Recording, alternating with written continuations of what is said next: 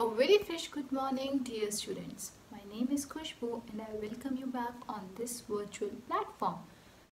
Last week we have started chapter number 5, the Nightingale, and in that I have told you about how the animals feel in captivity and also the characters which are there in the chapter, the Nightingale. So without waiting for so long, let's start the chapter. Many years ago, there was an emperor in China whose place was the most beautiful in the world. It was made entirely of a hard white shiny substance which was very costly. In the garden there were to be seen the most wonderful flowers, and to the costliest of them were silver bells which were tied to the flowers and which sounded so that nobody should pass by without noticing the flowers. As the garden was extended to a forest, and in the trees there lived a nightingale which sang sweetly. From all the countries of the world, travelers came to the city of the emperor and admired it, the place and the garden. But when they heard the nightingale, they said, "That is the best of all." The learned man wrote many books. As the book went through all over the world, it also went to the emperor of China as well. As he started to read the book, he was reading it very carefully.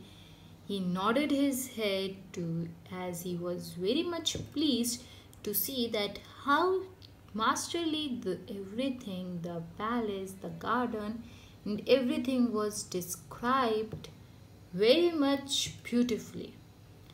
But the nightingale is the best of all. He read that and he was shocked that whether there is such bird in my empire, and I have never heard of that. He felt shame to know about the nightingale from these books. So he called his cavalier. Cavalier is the supporter of the king. He asked, "Have you ever heard about the bird called nightingale?"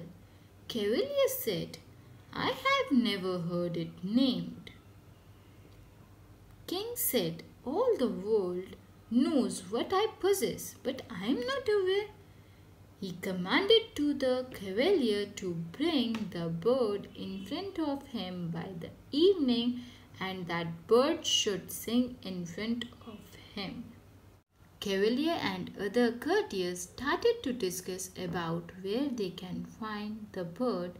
They were sitting in the royal kitchen and discussing about it. Meanwhile, a little girl said that "I know where this bird is."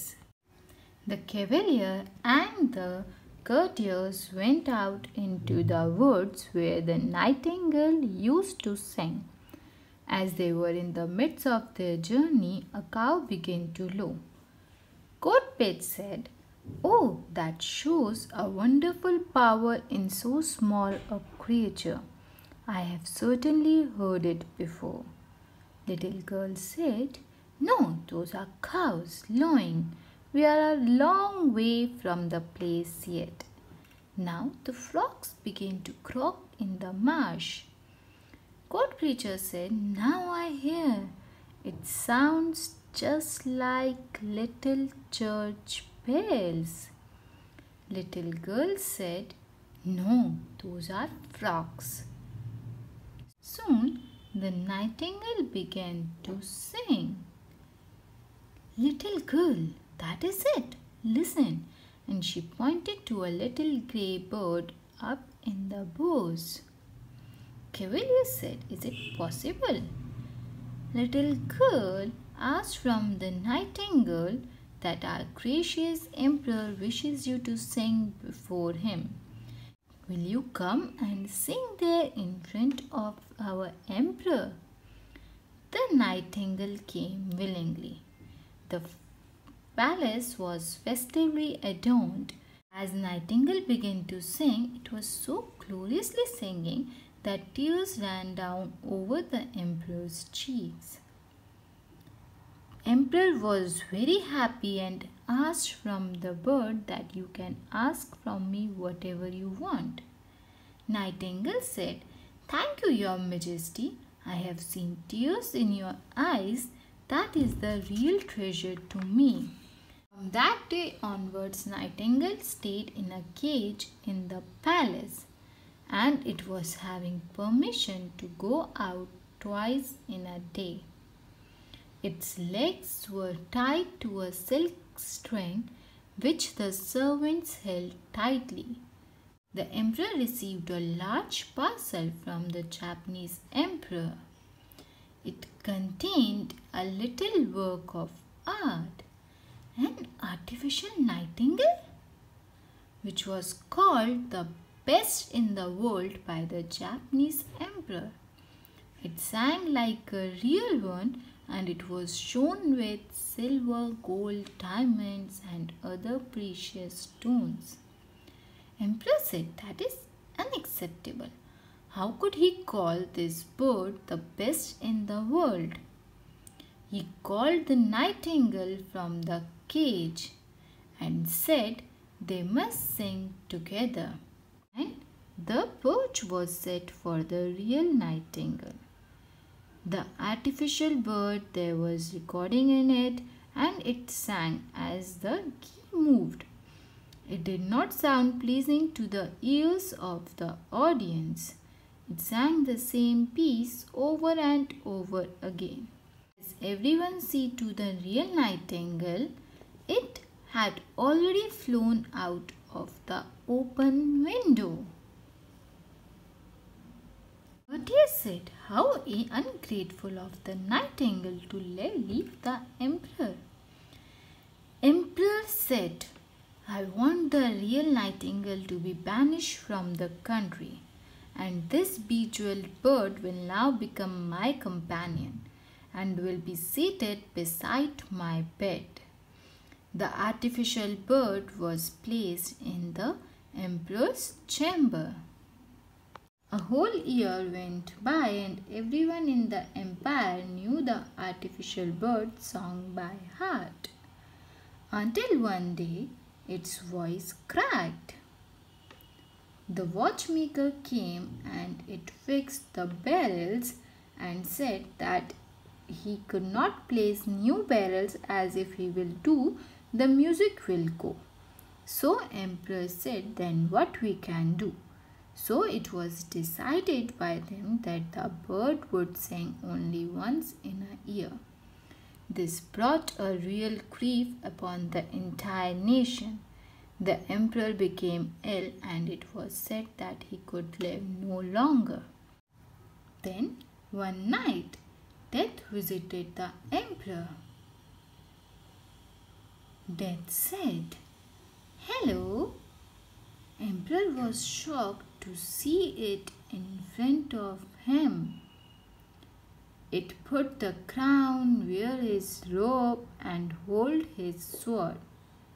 On the other hand, that little girl went to find out the nightingale. As it found the nightingale, she asked from the nightingale that the emperor is really very ill.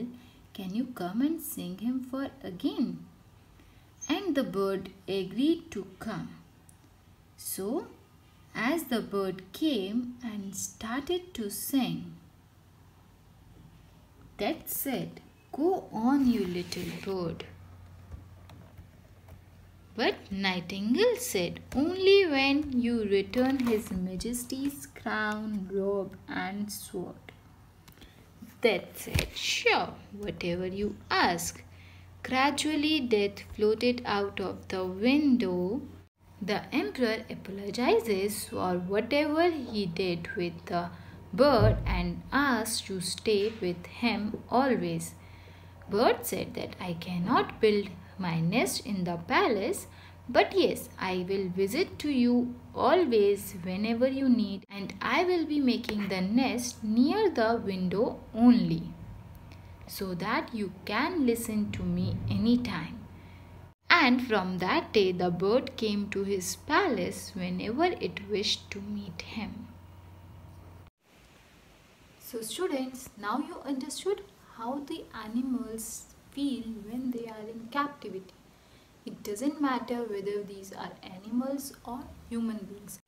We all feel caged while we are in captivity, whether the cage is of golden cage, but still it is a cage, so we should not put any of the creature in the cage. Thank you for watching the video. Like the video, subscribe the channel. Don't forget to mention your name, class and section in comment box for your attendance. Thank you. Have a nice day.